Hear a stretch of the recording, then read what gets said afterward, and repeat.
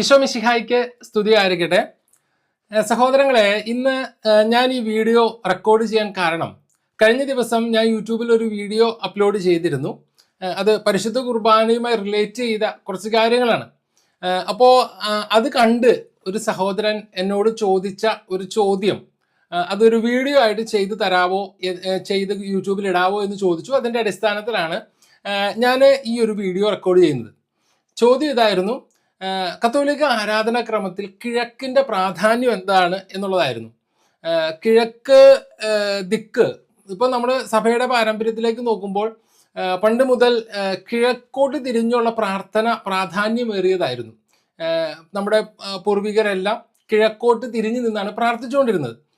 അപ്പൊ അദ്ദേഹം ചോദിച്ചത്, കിഴക്ക് വെറുതെ ഒരു ദിക്ക്, അതൊരു വിഗ്രഹാരാധനയുടെ പ്രതീകമല്ലേ കിഴക്കോട്ട് തിരിഞ്ഞെന്ന് പ്രാർത്ഥിക്കുക, കിഴക്കോട്ട് തിരിഞ്ഞ് നിന്ന്?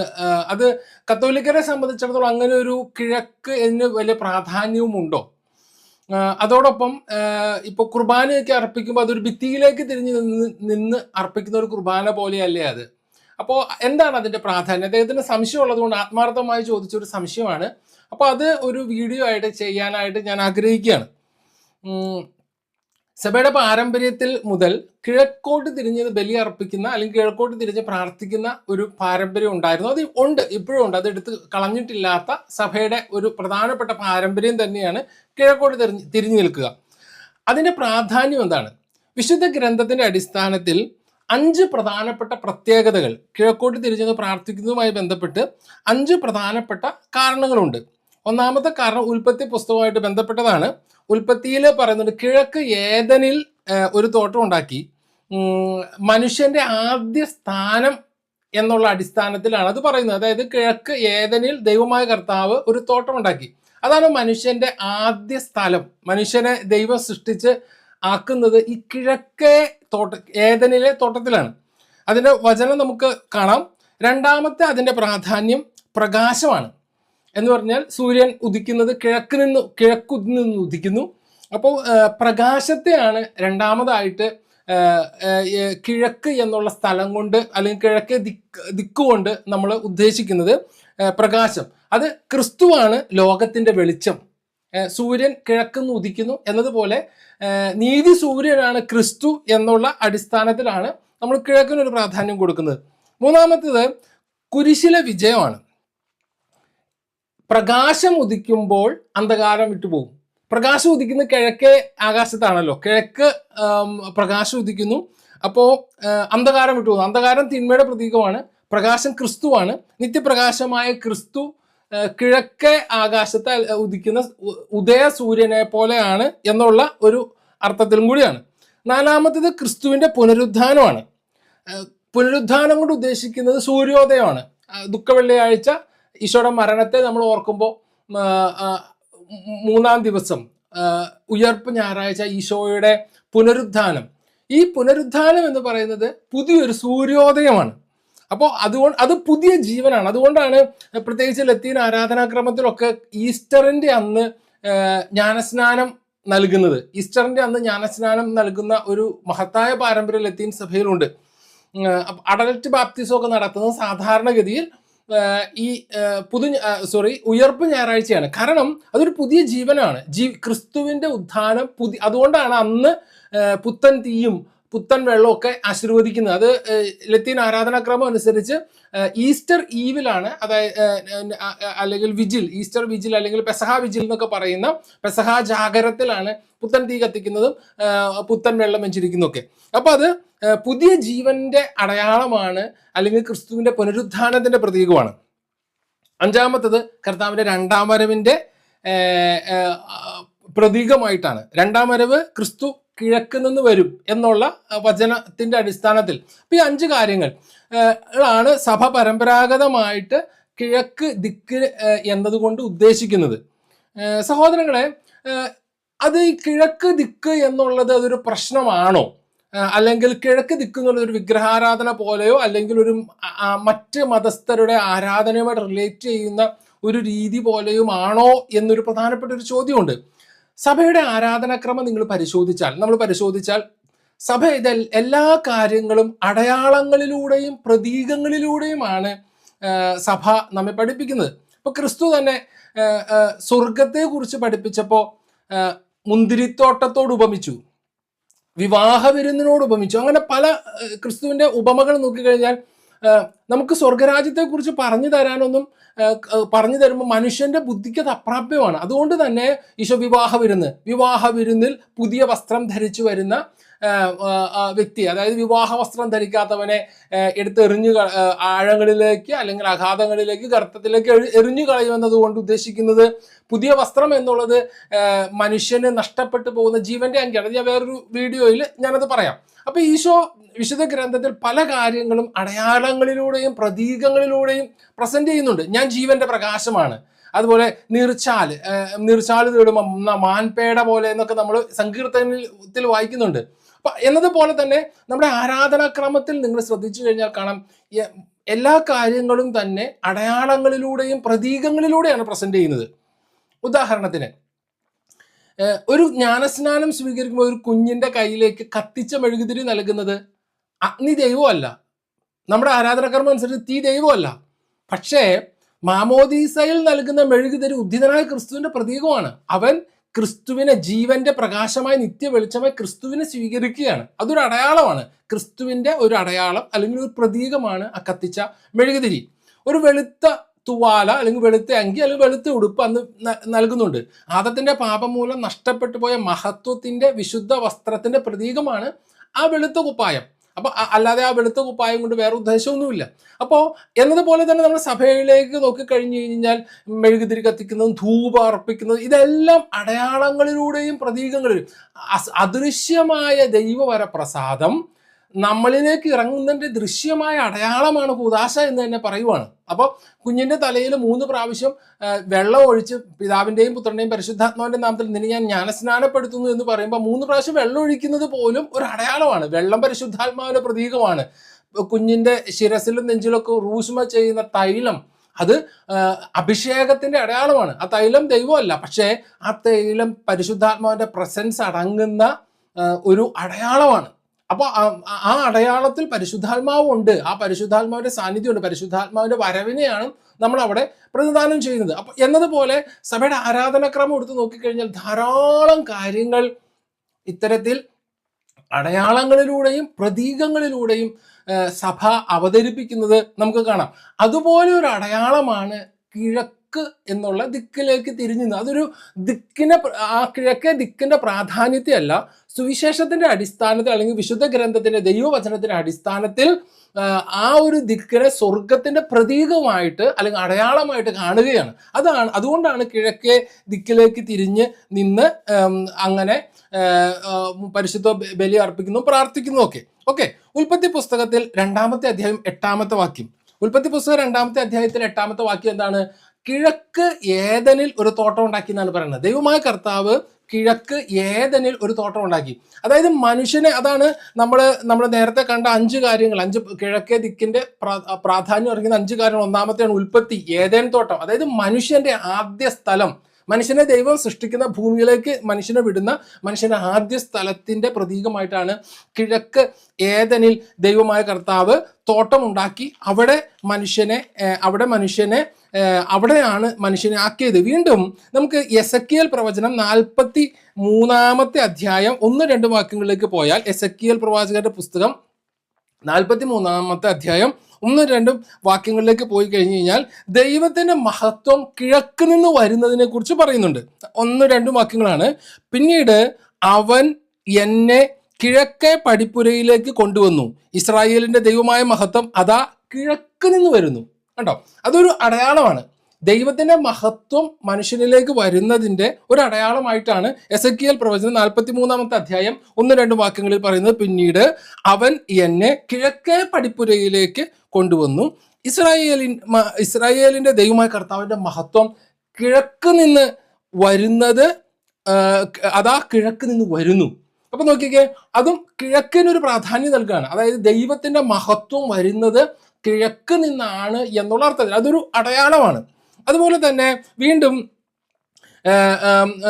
ലൂക്കായുടെ സുവിശേഷം 1-ാമത്തെ അധ്യായം അതിൻ്റെ 78-ാമത്തെ വാക്യം, 78-ഉം 79-ഉം വാക്യങ്ങൾ പരിശോധിക്കാം നമുക്ക്. നമ്മുടെ ദൈവത്തിന്റെ കാരുണ്യാതിരേകം കൊണ്ട് ഉയരത്തിൽ നിന്നുള്ള ഉദയരശ്മി നമ്മെ സന്ദർശിക്കുമ്പോൾ ഇരുളിലും മരണത്തിന്റെ നിഴലിലും ഇരിക്കുന്നവർക്ക് പ്രകാശം വീശാനും സമാധാനത്തിന്റെ മാർഗത്തിലേക്ക് നമ്മുടെ പാദങ്ങളെ നയിക്കാനും വേണ്ടിയാണ്. എന്ന് പറഞ്ഞാൽ ഉദയരശ്മി, അതായത് ഉദയരശ്മി നമ്മെ സന്ദർശിക്കുമ്പോൾ ഇരുള്, മരണത്തിന്റെ താഴ്വര, അതിൽ മരണത്തിന്റെ നിഴൽ മാറിപ്പോകും എന്നുള്ള അർത്ഥത്തിലാണ്.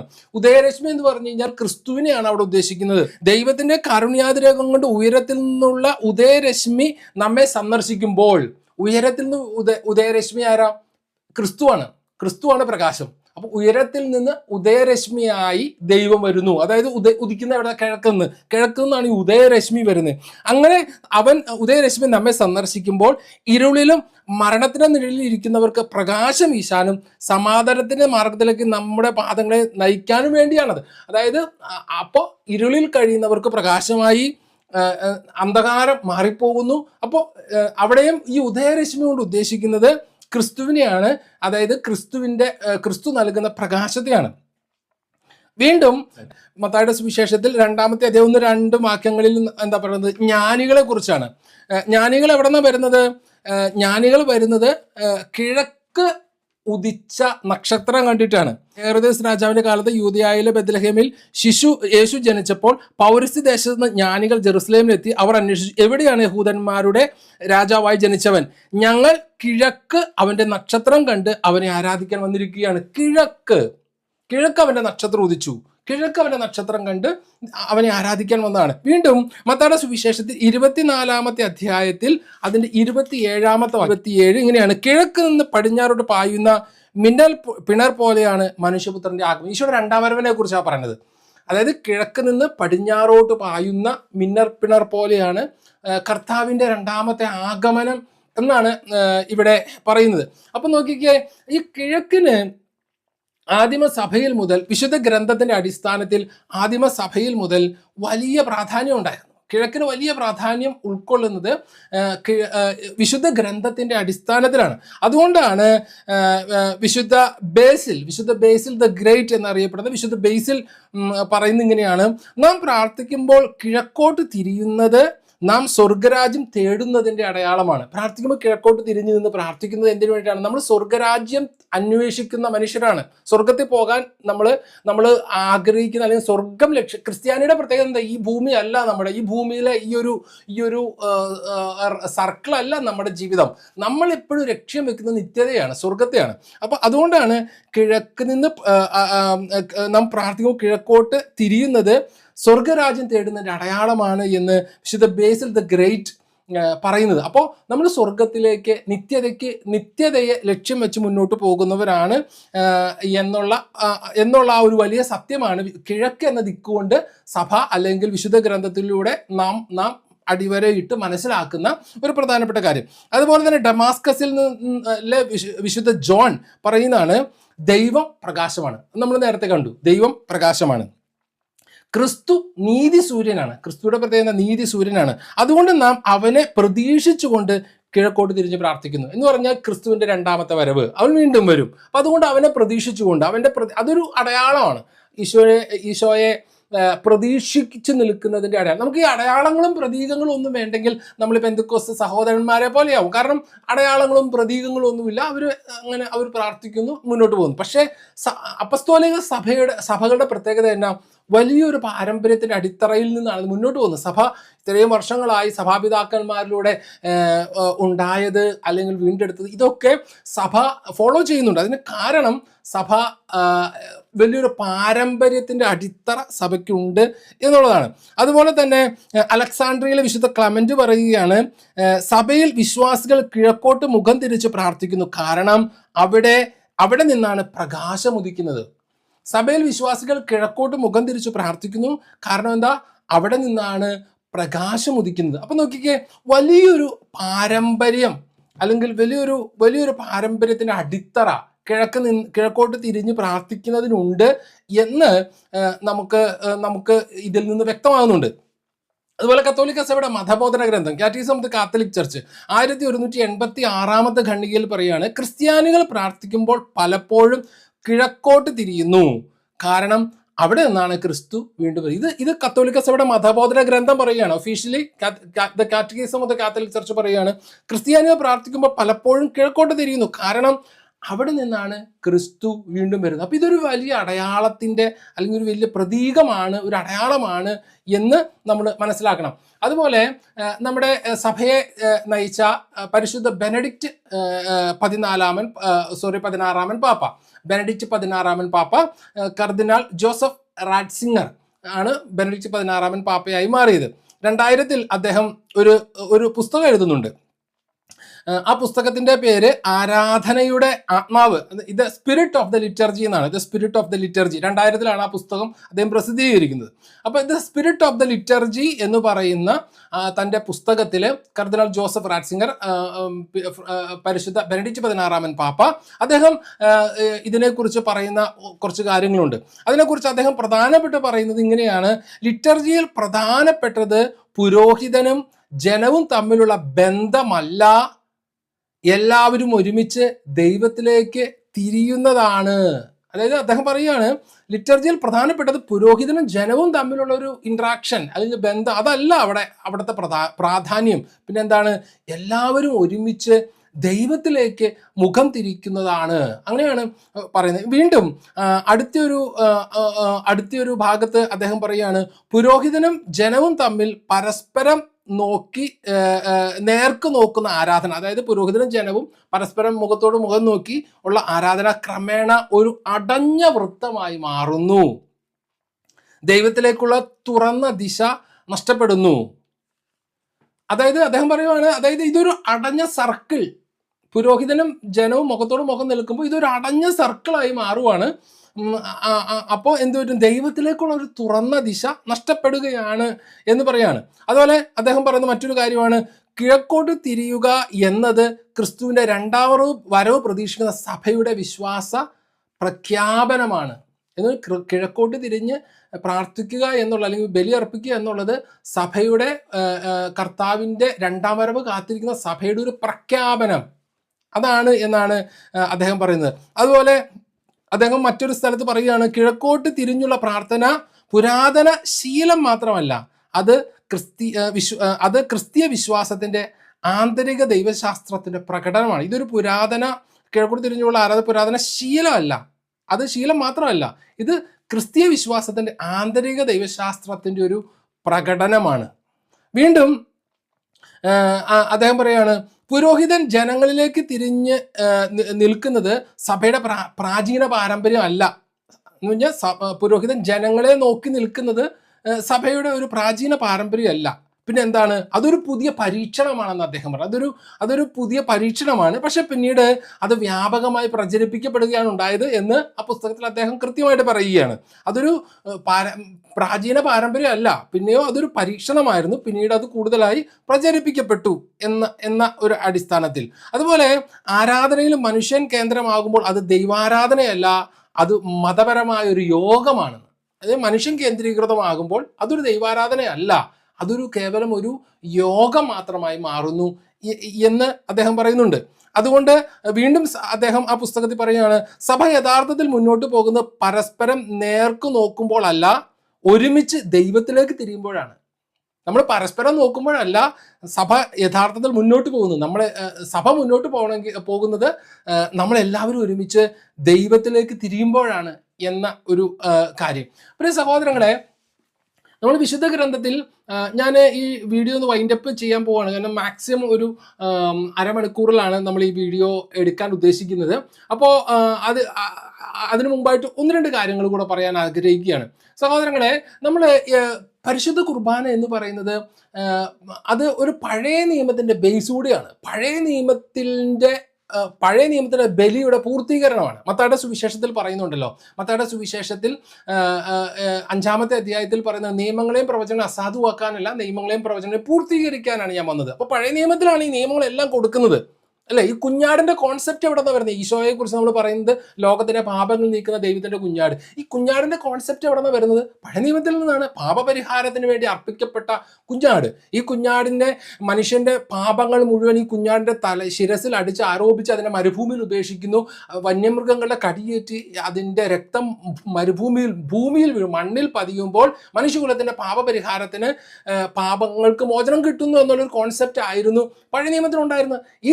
ഇത് പഴയ നിയമത്തിൽ ആരംഭിക്കുന്നു. പഴയ നിയമത്തിൽ ആരംഭിച്ചത് ക്രിസ്തുവിലൂടെ പൂർത്തീകരിക്കപ്പെടുന്നതാണ് പരിശുദ്ധ കുർബാന. പഴയ നിയമത്തിൽ ആരംഭിച്ചത് ക്രിസ്തുവിലൂടെ പൂർത്തീകരിക്കപ്പെടുന്നു, അതാണ് പരിശുദ്ധ കുർബാന. അപ്പൊ പഴയ നിയമത്തിലെ കുഞ്ഞാടിനെ ഉപയോഗിച്ചുള്ള ബലി പുതിയ നിയമത്തിൽ ക്രിസ്തു എന്ന ബലിക്കുഞ്ഞാടിലൂടെ പൂർത്തീകരിക്കപ്പെട്ടു. അപ്പൊ പഴയ നിയമത്തിൽ തുടങ്ങി വെച്ചു, അത് പുതിയ നിയമത്തിൽ. അപ്പൊ പഴയ നിയമത്തിന് അടിസ്ഥാനം ഇല്ല. പഴയ നിയമം വേറെ, പുതിയ നിയമം വേറെ എന്ന് പറഞ്ഞു കഴിഞ്ഞാൽ പരിശുദ്ധ ബലിക്ക് കുർബാനയ്ക്ക് ഒരു ബേസ് ഇല്ലാതാവും. കാരണം കുർബാന പുതിയ നിയമത്തിൽ സംഭവിക്കുന്ന പഴയ നിയമത്തിന്റെ പൂർത്തീകരണമായിട്ടാണ്. അതുകൊണ്ടാണ് മത്തായിയുടെ സുവിശേഷത്തിൽ 5-ാമത്തെ അധ്യായത്തിൽ പറയുന്നത് ആകാശവും ഭൂമിയും പോകുവോളം നിയമത്തിലെ വള്ളിയോ പുള്ളിയോ മാറില്ല എന്ന് പറയുന്നത്. അതുകൊണ്ട് കർത്താവ് പറഞ്ഞ ഞാൻ നിയമങ്ങളെയോ പ്രവചനങ്ങളെയോ അസാധുവാക്കാനല്ല, നിയമങ്ങളെയും പ്രവചനങ്ങളെയും പൂർത്തീകരിക്കാനാണ് ഞാൻ വന്നത് എന്ന് പറയുന്നത്. അപ്പൊ പഴയ നിയമത്തിൽ മോശയോട് ദൈവമായ കർത്താവ് പറയുകയാണ്, നീ ധൂപകലശത്തിൽ സുഗന്ധദ്രവ്യം നിക്ഷേപിച്ച് ദൈവത്തിനും ദൈവജനത്തിനും മധ്യേ നിന്ന് ബലി അർപ്പിക്കുക എന്ന്. ദൈവത്തിനും ദൈവജനത്തിനും മധ്യേ. അപ്പൊ ബലിയുടെ കോൺസെപ്റ്റ് എന്താ? ബലി അർപ്പിക്കുന്നത് ആരാണ്? മനുഷ്യകുലത്തിന് വേണ്ടി ദൈവത്തിന് ബലി അർപ്പിക്കുകയാണ്.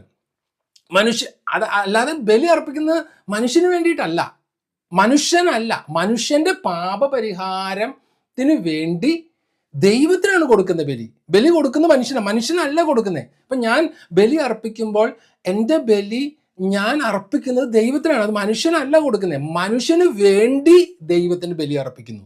മനുഷ്യന് വേണ്ടി മനുഷ്യന്റെ പാപം ഏറ്റെടുത്തുകൊണ്ട് അതിന് വേണ്ടി ബലി അർപ്പിക്കുന്നു. അപ്പോൾ ഒരു ചോദ്യം എപ്പോഴും പ്രസക്തമായിട്ട് വരാറുണ്ട്. കർത്താവ് ഈശോ മിശിഹ അർപ്പിച്ച ബലി, കാൽവരിയിൽ അർപ്പിച്ച ജനങ്ങളെ നോക്കിയിട്ടല്ലേ, ജനങ്ങളിലേക്ക് തിരിഞ്ഞു നിന്നല്ലേ എന്നുള്ളൊരു കോൺട്രസ്റ്റ് എപ്പോഴും വരുന്നുണ്ട്.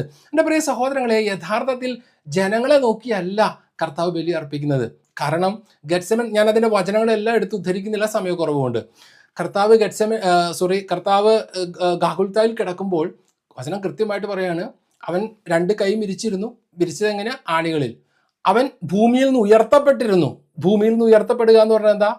ആ താഴെ ഭൂമി, നമ്മൾ പണ്ടത്തെ കാർന്നുമാരൊക്കെ പ്രാർത്ഥിക്കും, സ്വർഗസ്നായ പിതാവ് ചൊല്ലിക്കൊണ്ടിരുന്ന എങ്ങനെ? ആകാശങ്ങളിൽ ഇരിക്കുന്ന ഞങ്ങളുടെ ബാവാ തമ്പുരാനെ എന്ന് പറഞ്ഞു കഴിഞ്ഞാൽ സ്വർഗസ്നായ പിതാവേ. അപ്പോൾ ആകാശം എന്ന് പറയുന്നത് എപ്പോഴും സ്വർഗത്തിന്റെ പ്രതീകമായിട്ടാണ്. ആകാശം സ്വർഗത്തിന്റെ പ്രതീകമാണ്, ഭൂമി മനുഷ്യന്റെ മണ്ഡലമാണ്. അപ്പൊ കർത്താവ് ഉയർത്തപ്പെട്ടത് എവിടെന്നാ? ആകാശത്തിനും ഭൂമിക്കും മധ്യേ. അതുകൊണ്ടാണ് പൗലോസ്ലീഹ പറയുന്നത് ദൈവത്തിനും ദൈവജനത്തിനും മധ്യമുള്ള ഏക മധ്യസ്ഥൻ, അവന്റെ ബലി ഏക ബലിയാണ്. അതുകൊണ്ട് തന്നെ ഒരു കാര്യം ഓർത്തോണം, പരിശുദ്ധ കുർബാന എന്ന് പറയുന്നത് കാൽവരിയിലെ ബലിയുടെ പുനരാവിഷ്കാരമല്ല, കർത്താവിന്റെ ഏക ബലിയേ ഉള്ളൂ. അത് പൗലോസ്ലീഹ കൃത്യമായിട്ട് ഒരു ഏക ബലി, മനുഷ്യകുലത്തിന്റെ രക്ഷയ്ക്ക് വേണ്ടിയിട്ടുള്ള ഏക ബലി, അത് ഈശോ അർപ്പിച്ചു കഴിഞ്ഞു. പിന്നെ നമ്മൾ അൾത്താരയിൽ അർപ്പിക്കുന്ന ബലി എന്താ? അത് അനുസ്മരണമാണ്. കാൽവരിയിലെ ബലിയുടെ എപ്പോഴും നമ്മൾ വരുത്തുന്ന ഒരു തെറ്റുണ്ട്. പരിശുദ്ധ കുർബാന എന്ന് പറയുന്നത് കാൽവരിയിലെ ബലിയുടെ പുനരാവിഷ്കാരമാണ്. അല്ല, കാൽവരിയിലെ ബലി ആർക്കും പുനരാവിഷ്കരിക്കാൻ പറ്റില്ല. അങ്ങനെയാകുമ്പോൾ അത് നാടകമായി പോവില്ലേ? അതായത് ഒരു നാടകം പല പള്ളിപ്പറമ്പുകളിൽ അവതരിപ്പിക്കുന്നു, അത് പുനരാവിഷ്കരിക്കപ്പെടുകയാണ്. നോ, പരിശുദ്ധ കുർബാന എന്ന് പറഞ്ഞത് പുനരാവിഷ്കാരമല്ല. അതുകൊണ്ട് തന്നെയാണ് പഴയ പാരമ്പര്യ പ്രകാരം ലിറ്റർജിക്കലായിട്ട് പഠിപ്പിക്കുന്നത് അൾത്താരയിലെ ബലി രക്തരഹിത ബലിയാണെന്ന്. എന്താ രക്തരഹിത ബലി എന്ന് പറഞ്ഞാൽ? രക്തരൂഷിത ബലി കർത്താവ് അർപ്പിച്ച് കഴിഞ്ഞെന്നേ. അത് കാൽവരിയിൽ ഈശോ അർപ്പിച്ചു കഴിഞ്ഞു. അവന്റെ രക്തം മുഴുവൻ, അവസാനത്തെ തുള്ളി രക്തം ചങ്കിൽ വിലാവിൽ കുന്തം കൊണ്ട് കുത്തി അതിൽ നിന്ന് പ്രവഹിച്ച രക്തം ലുങ്കിനോസിന്, അവിടെ അവസാനത്തെ ആ ഒരു തുള്ളി ലുങ്കിനോസ് എന്ന മനുഷ്യന്റെ, ആ പാപിയുടെ കൊടുംപാപി, കാരണം കർത്താവിന് അവസാനം കുത്തിയ മനുഷ്യൻ കൊടുംപാപിയുടെ പാപമോചനത്തിനും അവന്റെ സൗഖ്യത്തിനും വേണ്ടി ഈശോ കൊടുത്തു. അവന്റെ സൗഖ്യത്തിന് വേണ്ടിയിട്ടാണ് ഈശോ കൊടുക്കുന്നത് അവസാനത്തെ തുള്ളി രക്തം. അപ്പൊ അത് എത്ര വർഷം? കർത്താവ് 33 വർഷം ആ ഒരു തുള്ളി ചങ്കിൽ സൂക്ഷിച്ചു വെച്ചു എന്നാണ് അതിന്റെ അർത്ഥം. അപ്പൊ നോക്കിയ സഹോദരങ്ങളെ, ആ ഈശോയുടെ രക്തം മുഴുവൻ ചിന്തി, ഇനി ഒരു രക്തം ചിന്തിയുള്ള ബലിയില്ല, അത് പൂർത്തീകരിക്കപ്പെട്ടു. അതുകൊണ്ടാണ് പരിശുദ്ധ കുർബാന രക്തരഹിത ബലി എന്ന് പറയുന്നത്. കാരണം എന്താ? അവിടെ ഈശോയുടെ രക്തമായിട്ട് മുന്തിരിച്ചാറ് ഈശോയുടെ രക്തമായി മാറുകയാണ്. മനസ്സിലായ? അത് അപ്പം ഈശോയുടെ ശരീരമായിട്ട് മാറുകയാണ്. അപ്പോൾ അവിടെ വീണ്ടും രക്തം ചിന്തുന്നില്ല. രക്തം ചിന്തലിൻ്റെ ഓർമ്മ, അതുകൊണ്ടാണ് ഈശോ പറഞ്ഞത് നിങ്ങളിത് എൻ്റെ ഓർമ്മയ്ക്കായിട്ട് ചെയ്യുവിൻ. അപ്പോൾ രക്തം ചിന്തലിൻ്റെ ഓർമ്മ അവിടെ കാൽവരിയിലെ ബലിയിൽ നടന്ന രക്തം ചിന്തലിൻ്റെ ഓർമ്മ പരിശുദ്ധ കുർബാനയിൽ ആഘോഷിക്കപ്പെടുകയാണ്, അല്ലെങ്കിൽ അത് നമ്മൾ അനുസ്മരിക്കുകയാണ്. അപ്പോൾ പ്രിയ സഹോദരങ്ങളെ, അപ്പോൾ കാൽവരിയിലെ ബലി യഥാർത്ഥത്തിൽ എവിടെയാണ്? ഈശോയുടെ ബലി എങ്ങനെയായിരുന്നു? കൃത്യമായിട്ട് ഈശോ 2 കരങ്ങളും വിരിച്ചുകൊണ്ട് പിതാവിന് എൻ്റെ പിതാവേ, എൻ്റെ പിതാവേ, ഇവർ ചെയ്യുന്ന എന്താണെന്ന് ഇവർ അറിയുന്നില്ല, ഇവരോട് ക്ഷമിക്കണമേ എന്നാണ് പറയുന്നത്. ആരോട് പ്രാർത്ഥിക്കുന്നേ? അത് പിതാവിനോട് പ്രാർത്ഥിക്കുന്നേ. യേശു ആർക്ക് വേണ്ടി? ഇവർ താഴെ നിൽക്കുന്ന മനുഷ്യന് വേണ്ടി. താഴെ നിൽക്കുന്നത്, ഭൂമിയിൽ നിൽക്കുന്ന മനുഷ്യൻ. അപ്പം യേശുക്രിസ്തുവിന്റെ ബലി എവിടേക്ക് നോക്കിയുള്ളതായിരുന്നു? കൃത്യമായും പിതാവിലേക്ക് തിരിഞ്ഞുള്ളതായിരുന്നു. കാരണം പിതാവിന് ആകാശത്തിനും ഭൂമിക്കും മധ്യേ. അതാണ് മോശയോട് പറഞ്ഞത്, നീ ദൈവത്തിനും ദൈവജനത്തിനും മധ്യേ നിന്ന് ബലി അർപ്പിക്കുക, ദൈവത്തിനും ദൈവജനത്തിന്റെ മധ്യേ നിന്ന് ധൂപം അർപ്പിക്കുക. ഇതെല്ലാം പഴയ നിയമത്തിന്റെ തനി എന്താണ്? അതിൻ്റെ പൂർത്തീകരണം. പഴയ നിയമത്തിൽ അവർ ആട്ടിൻകുട്ടിയെ വെച്ച് ചെയ്തത് പുതിയ നിയമത്തിൽ ക്രിസ്തു നേരിട്ട് ചെയ്യുന്നു. ക്രിസ്തു ബലിക്കുഞ്ഞാടായി മാറുന്നു. ഇതാണ് പഴയ നിയമത്തിൻ്റെ പൂർത്തീകരണം എന്ന് പറയുന്നത്. അപ്പോൾ അതുകൊണ്ട് പരിശുദ്ധ കുർബാനയെ പഴയ നിയമത്തിൽ നിന്ന് അടർത്തി മാറ്റിക്കൊണ്ട് നമുക്ക് ധ്യാനിക്കാൻ ഒരിക്കലും പറ്റില്ല. പരിശുദ്ധ കുർബാനയെ പഴയ നിയമത്തിൽ നിന്ന് അടർത്തി മാറ്റിക്കൊണ്ട് ധ്യാനിക്കുകയോ ചിന്തിക്കുകയോ ചെയ്താൽ അത് പൂർണ്ണമാവില്ല. കാരണം പഴയ നിയമം ഇല്ലെങ്കിൽ പുതിയ നിയമം ഇല്ലെന്നേ. പഴയ നിയമം ഇല്ലെങ്കിൽ പുതിയ നിയമം ഇല്ല. അതുകൊണ്ടല്ലേ വിശുദ്ധ ബൈബിൾ പഴയ നിയമം ഉള്ളത്. പഴയ നിയമം മാറ്റാൻ ഒരിക്കലും നമ്മൾ ചിന്തിക്കരുത്. പഴയ നിയമം മാറ്റിക്കളയലല്ല പുതിയ നിയമം. പഴയ നിയമത്തിൻ്റെ പൂർത്തീകരണം. പഴയത് പകുതി വരെ എഴുതപ്പെട്ടത് പുതിയത് പൂർത്തീകരിക്കപ്പെട്ടു. ഈശോയിലൂടെ അത് പൂർത്തീകരിക്കപ്പെട്ടു. അപ്പോൾ കാൽവരിയിലെ പഴയ നിയമത്തിലെ ബലി കാൽവരിയിൽ ഈശോ പൂർത്തീകരിച്ചു. അതെവിടെയായിരുന്നു? അത് ദൈവത്തിനും ദൈവജനത്തിനും മധ്യയായിരുന്നു.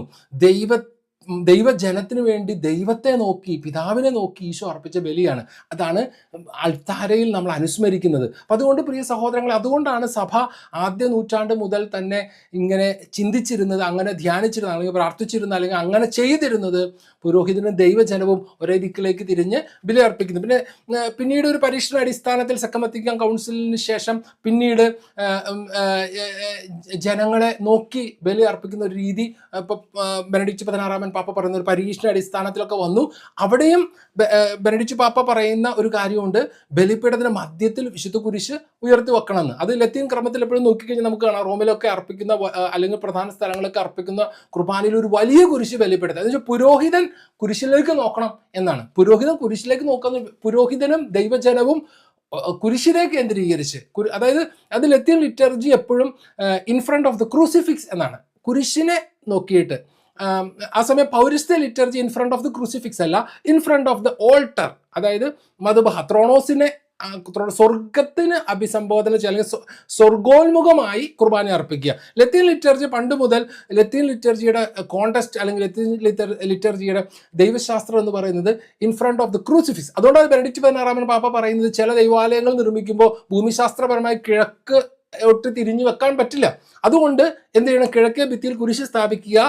ആ കുരിശ് സ്ഥാപിക്കുന്ന ദിക്കിനെ കിഴക്കായിട്ട് പരിഗണിക്കുക. നമുക്കിപ്പോൾ ദിക്ക് എന്ന് പറയുന്നത് കിഴക്ക്, വടക്ക്, പടിഞ്ഞാറ് എന്നുള്ള ദിക്കല്ല നമ്മുടെ പ്രാധാന്യം. ആ ദിക്ക് നമ്മളെ സംബോധന ചെയ്യുന്ന അതിൻ്റെ ദൈവശാസ്ത്രമാണ് പ്രധാനം. അതെന്തിനാണ്? ക്രിസ്തുവിനെയാണ്, സ്വർഗത്തെയാണ്, നിത്യതയാണ് ആ ദിക്ക് കൊണ്ട് നമ്മൾ ഓർക്കുന്നത്, അനുസ്മരിക്കുന്നത്. അതുകൊണ്ടാണ് നമ്മൾ ആ ദിക്കിലേക്ക് തിരിയുന്നത്. അപ്പം അതുകൊണ്ടാണ് ബെനഡിക്റ്റ് പാപ്പ പറയുന്നത്, നിങ്ങൾ ഒരു ദിക്ക്, നമുക്കിപ്പോൾ ഭൂമിശാസ്ത്രപരമായി എക്സാക്റ്റ് കിഴക്കോട്ട് പള്ളി പണിയാൻ പറ്റും, ഇറ്റ്സ് നോ പ്രോബ്ലം. പക്ഷേ ഒരു കിഴക്കേ അൾത്താരയിൽ, ത്രോഡോസിൽ വിശുദ്ധ കുരിശ് സ്ഥാപിക്കുമ്പോൾ അതിനെ കിഴക്കായിട്ട് പരിഗണിക്കുക. അതാണ് അടയാളപരമായ, അതാണ് കിഴക്ക്. അപ്പോൾ ആ ഒരു കോണ്ടസ്റ്റാണ്. അപ്പോൾ ഇതാണ് സഭയുടെ പരമ്പരാഗതമായ ആ ഒരു രീതി. അപ്പം ഞാൻ ഈ ഒരു വീഡിയോ ഇട്ടത് അങ്ങനെ ഒരു സഹോദരൻ എന്നോട് സംശയം ചോദിച്ചുകൊണ്ടാണ്. നിങ്ങൾക്ക് ഉപകാരപ്പെടും എന്ന് ഞാൻ വിശ്വസിക്കുന്നു. ഈശോ അനുഗ്രഹിക്കട്ടെ. Praise the Lord.